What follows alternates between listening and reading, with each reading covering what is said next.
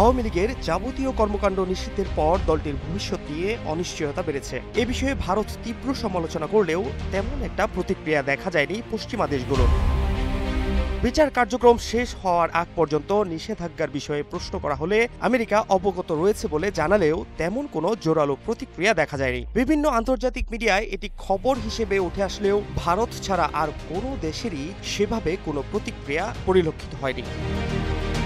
এদিকে জাতিসংঘের প্রতিবেদনে অংশগ্রহণমূলক নির্বাচনের কথা এসেছে। ইউরোপীয় ইউনিয়ন কোনো সময়সীমা চাপিয়ে না দেওয়ার কথা বললেও আন্তর্জাতিক মানের নির্বাচন দেখতে চেয়েছে তারা।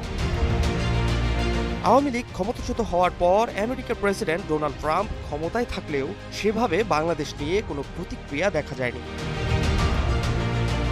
তবে আসন্ন নির্বাচনে আওয়ামী লীগকে অংশগ্রহণ করতে না দিলে তার ফলশ্রুতিতে একটি ইনক্লুসিভ নির্বাচন হিসেবে আমেরিকা ও ইউরোপীয় ইউনিয়ন গ্রহণ করবে কিনা তা নিয়ে প্রশ্ন থাকতে পারে বলে মনে করছেন বিশেষজ্ঞরা।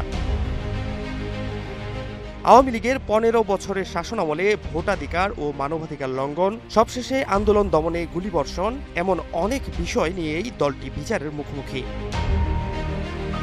দেশের ভেতরে সাংগঠনিকভাবে ঘুরে দাঁড়াতে না পারলেও আন্তর্জাতিক সহযোগিতা পেতে তৎপরতা জোরালো করছে বলে জানিয়েছে আওয়ামী লীগের একটি গোষ্ঠী। তবে সেটা কতটা কার্যকর ভূমিকা রাখবে তা দেখার বিষয়। Fahad Shahriar, news desk, global television.